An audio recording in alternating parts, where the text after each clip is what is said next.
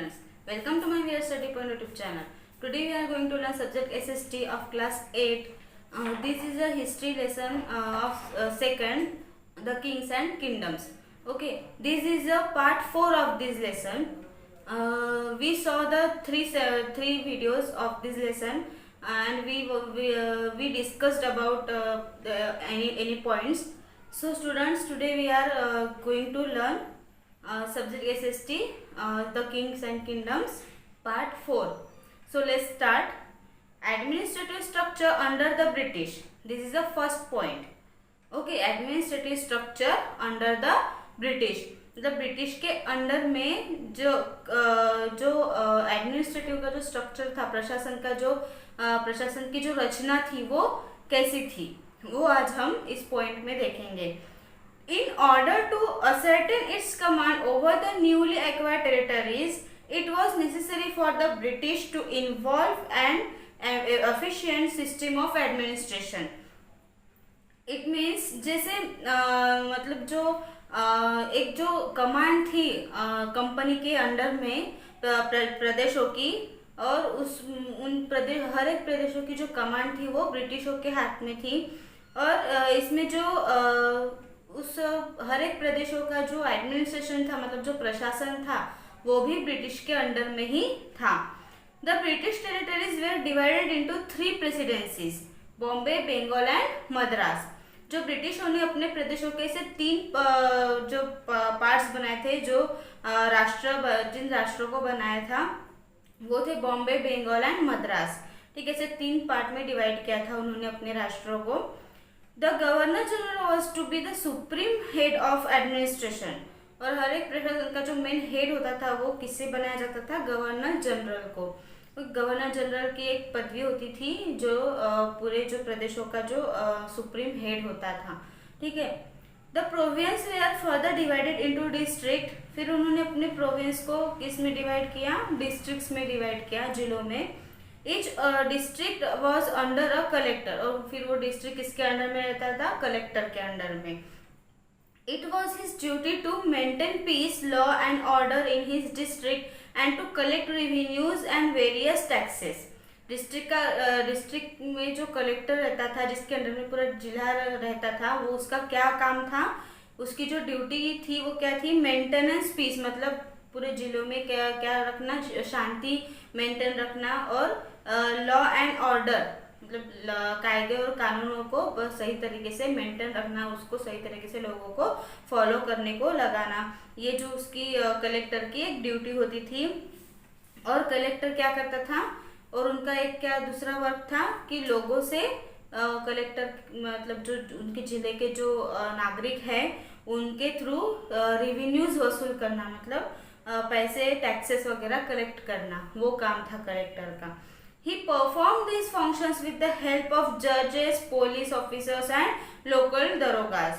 और उसके जो काम चलते थे, उसके जो परफॉर्मेंस के फंक्शन जो थे वो किसके हेल्प से चलते थे? जजेस के हेल्प से, न्यायाधीश के हेल्प से और पुलिस ऑफिसर्स के हेल्प से, एंड लोकल जो दरोगा वगैरह होते थे, इंस्पेक्टर वगैरह, उनके थ्रू उसके कलेक्टर के सारे परफॉर्मेंस चलते थे.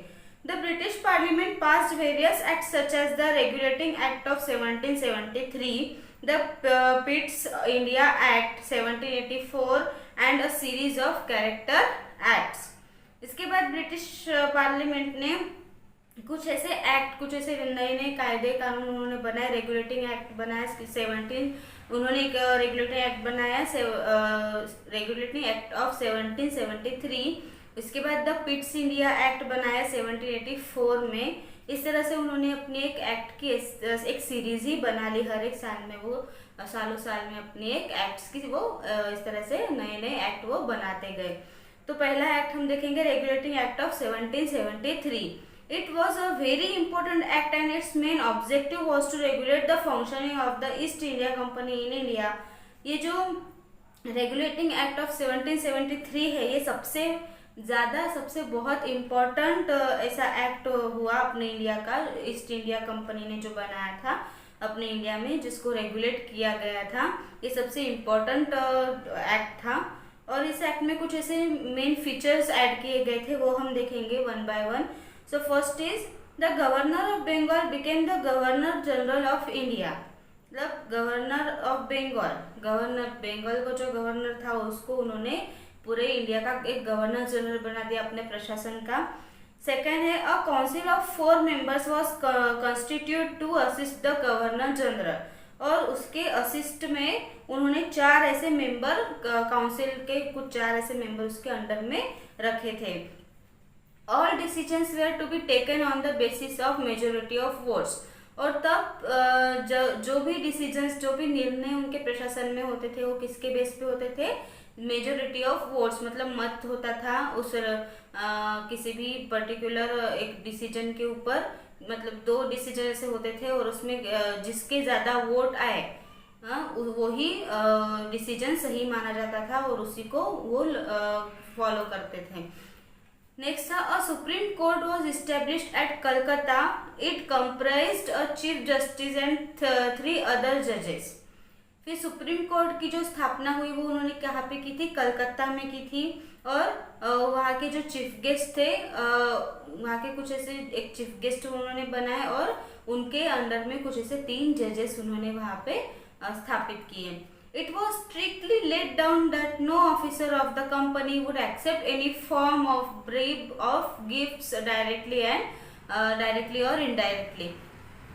और उन्होंने कुछ ऐसे स्ट्रिक्टली ऐसे चीज़ें उन्होंने काम, उस कंपनी ने कुछ ऐसे स्ट्रिक्टली लॉ वहाँ पे लगा दिए, और जो वहाँ के कोई मतलब जो ऑफिसर्स होते थे अगर वो उन लॉ को या उनके कुछ स्ट्रिक्टली जो कायदे कानून थे उनको अगर नहीं मानते थे, उनको अगर एक्सेप्ट नहीं करते थे, तो वो क्या करते थे, कुछ मतलब उनको कोई सज़ा देते थे। और जो ऑफिसर्स उनके लॉ को स्ट्रिक्टली फॉलो करते थे और दूसरों को भी उसको फॉलो करने के लिए लगाते थे, तो उनको क्या करते थे, डायरेक्टली या इनडायरेक्टली उनको कुछ ऐसे गिफ्ट्स वगैरह उनको देते थे, मतलब उनको खुश करते थे।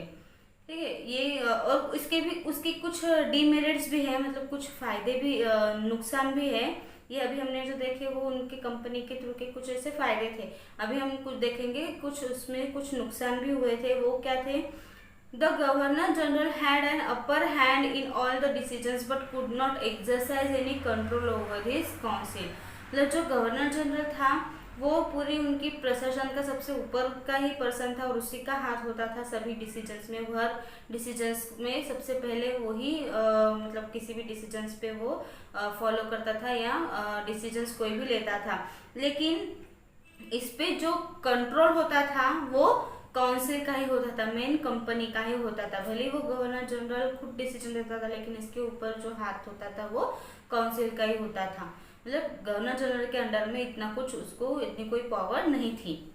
ठीक है, while the supreme court gave judgments according to English law, the other courts gave judgments in accordance with already existing laws.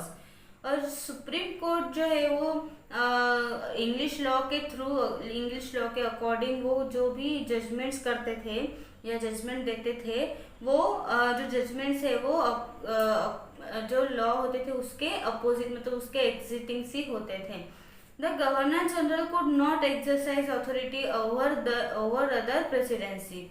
और जो गवर्नर जनरल जो थे वो दूसरी जो अदर प्रेसिडेंसी जो होती थी, दूसरे जो अदर प्रदेश वगैरह होते थे वहाँ के लोग उनके अथॉरिटी को वो मानते नहीं थे और अपने खुद के ही अथॉरिटी के अनुसार वो अपना प्रशासन चलाते थे।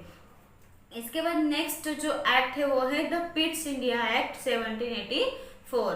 ठीक है, it was pass to overcome the drawbacks of the regulating act of 1773। According to this act, ये जो 1773 का जो रेगुलेटिंग एक्ट था ये भी एक ड्रॉबैक्स के थ्रू में वो पास हुआ था। और इसके इस एक्ट के अकॉर्डिंग कौन से पॉइंट्स इसमें फॉलो हुए थे वो हम देखेंगे। First is a board of control of 6 members was created which included a secretary of state from the British cabinet। ये जो पिट्स इंडिया एक्ट जो था इसमें 6 मेंबर्स की एक बोर्ड ऑफ कंट्रोल बनाई गई थी और इसमें कुछ ऐसे सेक्रेटरी भी इंक्लूड करके पूरे स्टेट के राज्य के जो सेक्रेटरी होता था उसको इंक्लूड करके उन्होंने एक ब्रिटिश कैबिनेट बनाई। This board was to look after the civil, military and revenue affairs of the company. ये जो बोर्ड था, बोर्ड ऑफ कंट्रोल, ये कौन कौन मतलब कौन कौन उसमें देख रेख करता था? एक सिविल करती थी, ठीक है, दूसरी मिलिट्री और तीसरा रेवेन्यू अफेयर्स, मतलब जो रेवेन्यू के जो बाकी जो कंपनी के ऊपरी हिस्से थे वो भी उसमें अपना हाथ मतलब अपना हाथ, उनका हाथ रहता ही था उसमें, मतलब ये तीनों मिलके वो बोर्ड ऑफ कंट्रोल चलाते थे। Second point is the act put the administration of India into the hands of a governor general and a 3 member council. और ये जो एक्ट था, इसके जो एडमिनिस्ट्रेशन था इंडिया का, इसमें किस किस के हाथ होते थे? गवर्नर जनरल और बाकी कुछ ऐसे 3 मेंबर्स होते थे काउंसिल के, ये मिलके ही वो जो एडमिनिस्ट्रेशन है, जो प्रशासन है, वो चलाते थे। The presidencies of Bombay and Madras were made subordinate to the governor general and his council. जो बॉम्बे और मद्रास जो थे, दो राष्ट्र, जो दो प्रेसिडेंसीज थे, ये गवर्नर जनरल और उसके काउंसिल के सबऑर्डिनेट पार्ट थे, ठीक है। इसके बाद हम देखेंगे the character acts. A series of character acts were also introduced by the British for effective administration and stabilizing their control. ये जो सीरीज ऑफ एक्ट है, एक्ट की जो सीरीज जो चल रही थी, ये जो है वो किससे इंट्रोड्यूस्ड होती है? ब्रिटिशों के कुछ ऐसे प्रशासन और उनके कंट्रोल के ऊपर वो इंट्रोड्यूस्ड होती है। The important acts of them were explained as follows. कुछ उनके उस एक्ट के सीरीज में कुछ ऐसे इम्पोर्टेंट एक्ट्स थे जिसके बारे में अभी हम पढ़ेंगे।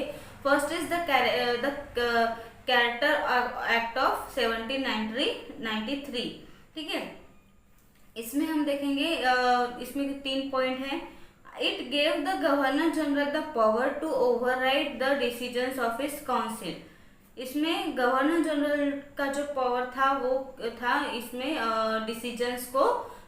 डिसीजंस मेकिंग करना और अपने निर्णय देना, ये काम किसका था? गवर्नर जनरल का था।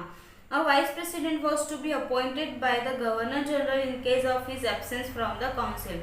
गवर्नर जनरल के एब्सेंस में कौन देख रेख करता था पूरी काउंसिल की, या जो डिसीजंस वगैरह देना कौन करता था? वाइस प्रेसिडेंट करता था, okay. And third point is the members of the company were now to be paid out of India revenue. और जो बाकी कंपनी के जो मेंबर्स थे वो इंडिया में जो रहने वाले जो सिटीजन्स थे उनसे क्या पेड करते थे, क्या लेते थे उनसे? रेवेन्यू टैक्सेस वगैरह वो वसूल करते थे, ठीक है। इसके बाद नेक्स्ट है the charter act of 1813। By the charter act of 1813 the monopoly of the company over India's trade was abolished and the trade was thrown open to investment from private bodies in Britain. इस act के through, the charter act of 1813, इसके act के through company ने India में कुछ ऐसे trade चालू कर दी, कुछ ऐसा बिजनेस उन्होंने स्टार्ट कर दिया, और उसकी जो इन्वेस्टमेंट थी वो ब्रिटेन के थ्रू, मतलब ब्रिटेन जो कंट्री है उसके थ्रू उन्होंने इन्वेस्टमेंट करना स्टार्ट कर दिया। A sum of 100,000 was to be spent annually on the revival of Indian literature and promotion of scientific knowledge. उन्होंने कितने 100,000 रुपीज स्पेंड करके पूरे एनुअली 100,000 स्पेंड करके उन्होंने इंडियन लिटरेचर का और साइंटिफिक नॉलेज का अपने ट्रेड में प्रमोशन किया, ओके। नेक्स्ट है the charter act of 1833। It ended the East India companies trade in T with China. इस एक्ट के जब स्टार्ट हुआ ये जो एक्ट है द चार्टर एक्ट ऑफ 1833, इसमें ईस्ट इंडिया कंपनी का जो चाइना के साथ जो टी का जो बिजनेस चल रहा था, उनका जो ट्रेड चल रहा था, वो क्या हो गया? एंड हो गया, खत्म हो गया। इसके बाद the governor general now became the effective ruler of east India company territories in India. जो गवर्नर जनरल था उसने इंडिया में ईस्ट इंडिया कंपनी का जो प्रदेश था वो पूरा इफेक्टिव करने का या उसको बढ़ाने का काम उस गवर्नर जनरल ने स्टार्ट किया। The act paved the way for the acquisition of land and property by Europeans in India. इसके बाद उन्होंने क्या किया? इस एक्ट के थ्रू जो लैंड का जो एक्विजिशन था, मतलब लैंड की जो वसूली थी और लैंड की जो प्रॉपर्टी थी वो उन्होंने यूरोपियंस के थ्रू अपने इंडिया में उसको इंडिया में उन्होंने वसूल करना स्टार्ट कर दिया। इसके बाद Bombay, Bengal and Madras are placed under the complete control of the governor general. उसके बाद जो बॉम्बे, बंगाल और मद्रास जो 3 प्लेसेस थे, इसके अंडर उन्होंने गवर्नर जनरल का पूरा कंट्रोल रख दिया। नेक्स्ट जो था the charter act of 1853। The law member was made a full fledged member of the governor generals council. इसमें जो कायदे के जो मेंबर थे, लॉ मेंबर्स जो थे, उन्होंने अपने गवर्नर जनरल के काउंसिल के अंडर में ही सारे लॉ बनते थे और उनके डिसीजन के ऊपर ही सब कानून कायदे वहाँ पे चलते थे। The governor general could appoint 2 more members to his council whenever required। और अगर उनके काउंसिल में अगर कोई वैकेंसी हो, मतलब कोई अगर रिक्वायर्ड होना मतलब उनको चाहिए हो, तो वो गवर्नर जनरल खुद कोई ऐसे 2 पर्सन अपने थ्रू वो वहाँ पे रिक्वायर कर सकता था। The council was to exercise its functions on the lines of British parliament. इसके बाद जो काउंसिल की जो फंक्शंस होते थे वो ब्रिटिश पार्लियामेंट के थ्रू ही वो चलाए जाते थे फंक्शंस। ओके, इसके बाद हम देखेंगे civil administration. The need to set up a civil administration arose when the East India Company started acquiring vast territories in India. Lord Cornwallis, regarded as the father of Indian civil administration, set up the structure of an independent civil service.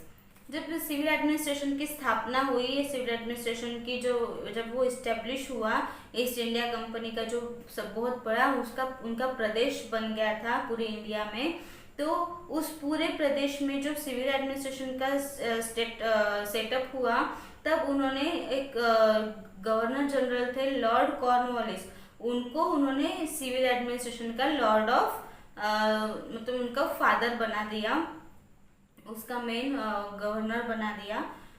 Cornwallis stop the practice of private trade and replace the corrupt, disloyal and self seeking official with well educated, honest, well paid civil servants loyal to the East India Company and later to the British crown. तो ये जो Lord Cornwallis जो थे, इन्होंने क्या किया, अपने उनके कंपनी में जितने भी जो प्राइवेट जो बिजनेस के जो लोग थे, या फिर जो बहुत ही मतलब घटिया किस्म के लोग थे और जो बहुत ही मतलब बहुत ही क्राइम किए हुए, फिर करप्ट जो लोग थे, उन सबको उन्होंने क्या किया, अपने कंपनी से निकाल दिया और अच्छे अच्छे जो दूसरे वेल एजुकेटेड जो लोग थे, ऑनेस्ट जो थे, ईमानदार लोग, इस तरह के उन्होंने लॉयल लोग अपने कंपनी में रख दिए। He also raised their salary to 1500 per month. और उन्होंने अपनी जो सैलरी थी जो लोगों की वहाँ पे जो काम करने के लिए उन्होंने जिनको अपॉइंट किया था, उनकी सैलरी भी बढ़ा दी। कितनी? 1500 रुपीज के इसमें बढ़ा दी। ठीक है। In 1800 Wellesley establish Fort William college in Calcutta to train civil servants in local languages and customs. इसके बाद 1800 में वेलेस्ली ने एक फोर्ट विलियम कॉलेज बनाया उन्होंने कलकत्ता में, जहाँ पे ट्रेन सिविल सर्वेंट्स के कुछ ऐसे लोकल लैंग्वेजेस और कस्टम में वहाँ पे पढ़ाया जाता था। In 1806, a similar college called the Haileybury College was established in England to train civil servants. इसके बाद 1806 में भी सेम उसी तरह का एक कॉलेज बनाया जिसका नाम था हेलीबेरी कॉलेज, जो इंग्लैंड में इस्टेब्लिश हुआ, और वहाँ पे भी सेम उसी तरह ट्रेन सिविल के सर्वेंट के वहाँ पे पढ़ाई होती थी। From 1853, all recruits had to go through a competitive exam in order to qualify for the civil services. और उसके बाद 1853 से हर एक एग्ज़ाम कॉम्पिटिटिव एग्ज़ाम स्टार्ट हुई, और जिसमें हर मतलब जो भी पोस्ट निकलते थे, जो भी पोस्ट के लिए वहाँ पे जो जगह खाली होती थी उस पोस्ट के लिए फिर उसके थ्रू वो एग्ज़ाम्स निकालते थे, और लोग फिर कॉम्पिटिटर्स जो है वो एग्ज़ाम देने के लिए उसमें एग्ज़ाम में बैठते थे। सिविल सर्विसेज की एग्जाम्स होती थी वो, ठीक है। The ICS act of 1861 establish the Indian civil service. फिर आईसीएस एक्ट हुआ 1861 से, जिससे इंडियन सिविल सर्विस की स्थापना हुई, ठीक है, जिसको आज हम आईसीएस मतलब इंडियन सिविल सर्विसेज, जहाँ पे हर सिविल सर्विसेज में कौन कौन से पोस्ट आते हैं, जैसे कलेक्टर हो गया है ना, एसपी सुप्रिटेंडेंट ऑफ पुलिस है ना, क्लास 1 क्लास 2, इस तरह के जो आज होते हैं ना एग्जाम्स होते हैं, और उस पोस्ट के लिए जो लोग क्वालिफाइड होते हैं एग्जाम में, वो ही उस पोस्ट पर जाते हैं, तो उसी को सिविल सर्विसेज कहते हैं, ठीक है। तो वो 1861 से स्टार्ट हुआ था इंडिया में। इसके बाद हम ये देखेंगे द जुडिशियल सिस्टम, ठीक है। Prior to the British rule, the administration of justice was carried out on the basis of traditional laws of Indian people. In case of Hindus, the Shastra, and in the case of Muslim, Shariat was the basis of justice. मतलब जब judicial system मतलब न्यायिक जो प्रथा थी या न्याय की जो संस्था थी या उसकी जो सिस्टम थी, वो कैसी थी, ये ब्रिटिश रूल के अंडर में जो प्रशासन का जो न्याय था वो ट्रेडिशनल लॉ के बेसिस पे चलता था। मतलब लोगों के जो उनके जो धर्म या उनके जो धार्मिक जो कायदे थे उसके हिसाब से ही चलता था। जैसे हिंदू का जो वर्ड आता है शस्त्र है ना, और मुस्लिम का एक वर्ड जो आता है वो शरीयत, तो इसके हिसाब से इस तरह के वो न्याय से मतलब हिंदू मुस्लिम इस तरह के उनके जाति के उनके धर्म के अनुसार वो उन पर क्या करते थे, उनके प्रशासन का कायदा या लॉ वो बनाते थे।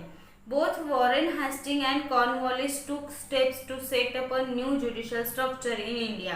इसके बाद जो लॉर्ड वॉरेन हेस्टिंग और कॉर्नवालिस जब आए तो उन्होंने ये सब चीज़ें देखी और उन्होंने इसको बदलने के लिए उन्होंने अपना जो जुडिशियल सिस्टम का जो स्ट्रक्चर था वो पूरा इंडिया में चेंज कर दिया। In 1772, according to the system of justice established, each district was to have 2 courts, a civil code and a criminal code.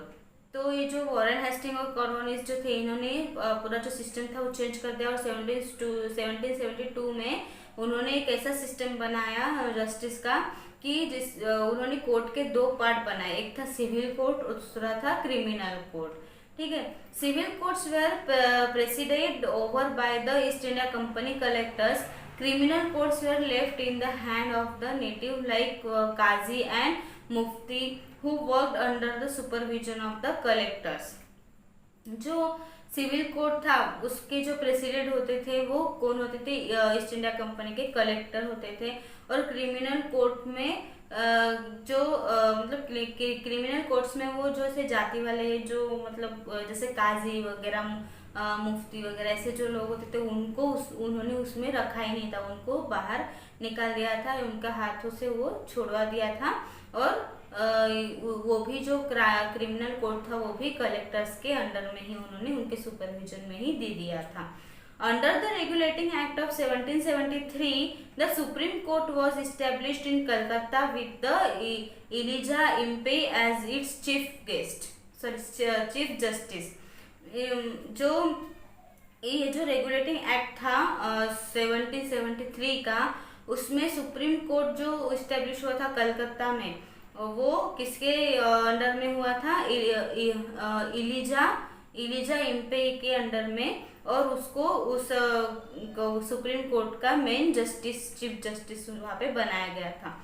By the Act of 1781, it was decided that the English law would be strictly applied only in the cases involving British citizens, while the Indians would be tried under their own traditional law.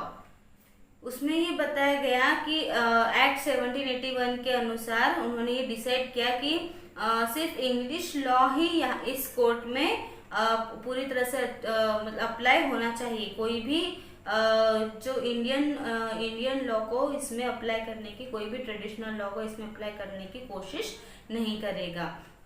In 1793, the famous Cornwallis Code was complied for the guidance of the officers of the new judicial service. In 1833, a graded structure of courts came into being. In 1865, high courts were established at Calcutta, Madras and Bombay.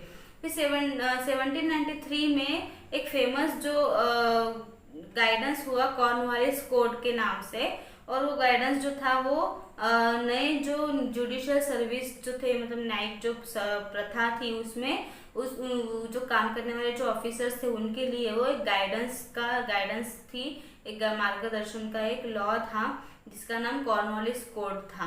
ठीक है, इसके बाद 1833 में guarded structure of courts, इस तरह का एक जो एक कोड बन गया था, गार्डेड स्ट्रक्चर ऑफ कोर्ट्स, जो कोर्ट के लिए मतलब उसमें कोर्ट के नियम बनाए गए थे उस बुक में या उस अहवाल में।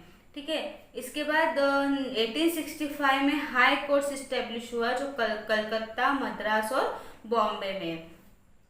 The codification of law was meant to establish judicial equality in the laws which applied to both the rulers and the ruled. और इसके बाद जो लॉ का जो कोडिफिकेशन हुआ जिसमें जुडिशियल क्वालिटी इस्टेब्लिश, मतलब न्यायिक समानता, मतलब किसी हर एक न्याय में क्या होनी चाहिए, समानता, इस तरह का एक लॉ उन्होंने अप्लाई किया अपने कोर्ट के लॉ में। और ये जो लॉ था वो सभी के लिए अप्लाई था, मतलब लॉ रूलर्स के लिए भी और रूल्ड के लिए भी, दोनों के लिए भी सेम ऐसा लॉ उन्होंने बनाया था। This was the principle of the rule of law, ये उस लॉ का एक नियम बन गया था। However, even though the judicial system professed equality before law, the Europeans were tried in special courts by British judges. इसके बाद जो जुडिशियल सिस्टम के में इक्वलिटी आ गई, हर एक लॉ में मतलब सभी लॉ सभी के लिए सेम हो गया, और यूरोपियंस जो थे उन्होंने ब्रिटिश के जज के स्पेशल कोर्ट में स्पेशल कोर्ट को बंद करने का या खत्म करने का बहुत ज़्यादा प्रयत्न किया था, कोशिश की थी।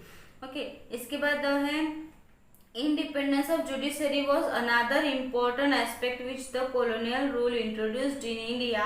This meant that the judiciary was free from the influence of both the political and civil administration. ये जो जुडिशरी की जो स्वतंत्रता है उसमें कुछ एक अनादर कोई और एक इम्पोर्टेंट जो पॉइंट था वो बन गया था कॉलोनियल रूल का, जो वसाहतवाद का जो नियम था इसका जो इंट्रोड्यूस था वो इंडिया में कर दिया गया था। और जुडिशरी में जो न्यायिक व्यवस्था में जो पॉलिटिकल और सिविल दोनों जो प्रशासन थे, राजनीति और जो शासन की जो प्रशासन थी, इन दोनों के इसमें जो जुडिशरी थी वो बिल्कुल ही फ्री फ्रॉम थी, मतलब दोनों की इसमें जो न्यायिक व्यवस्था थी वो दोनों के इसमें वो अपना न्याय दे सकती थी, पॉलिटिकल में भी और सिविल में भी। इसके बाद नेक्स्ट पॉइंट है the army. The bulk of the company's armed army consisted of Indian soldiers called सिपाहीज। ठीक है, जो कंपनी की जो आर्मी होती थी जैसे इंडियन सोल्जर्स वगैरह, उनको सिपाही कहा जाता था। While its officers were exclusive British, the highest position held by an Indian soldier was that of a सूबेदार। इसमें जो उनकी जो सेना होती थी, उनके जो सिपाही होते थे, उनमें सबसे हाईएस्ट पोजीशन पे, सबसे ऊपर के पोस्ट पे जो पर्सन होता था, इंडियन सोल्जर जो होता था, उसको सूबेदार कहा जाता था, सूबेदार की पोस्ट होती थी। In the early 19th century, the British developed a uniform military culture. फिर 19th सेंचुरी में उन्होंने ब्रिटिश के जो मिलिट्री का जो यूनिफॉर्म था उसको डेवलप किया। Soldier were subject to a European style of training irrespective of their caste and communities. और सोल्जर्स का जो यूरोप मतलब जो उनके थ्रू जो यूरोपियन स्टाइल्स है और उनके जो कास्ट और कम्युनिटीज के ऊपर ही उनकी चुनाव होती थी और उनकी सेना बनाई जाती थी। सो स्टूडेंट्स, ये लेसन यहीं पे ख़त्म होता है। आज हमने इस लेसन को 4 पॉइंट में डिवाइड करके देखा है और आज इस लेसन का ये आखिरी पार्ट था। और इस लेसन में आज हमने जो भी आज के वीडियो में हमने जो भी पॉइंट्स देखे हैं, आई होप आपको ये लेसन पूरा समझ में आ गया होगा। और आज का जो इस वीडियो में हमने जो भी पॉइंट्स देखे हैं, इसमें से अगर आपको किसी भी पॉइंट में अगर कोई भी डाउट हो तो आप मुझे कमेंट बॉक्स में ज़रूर पूछें। Thank you.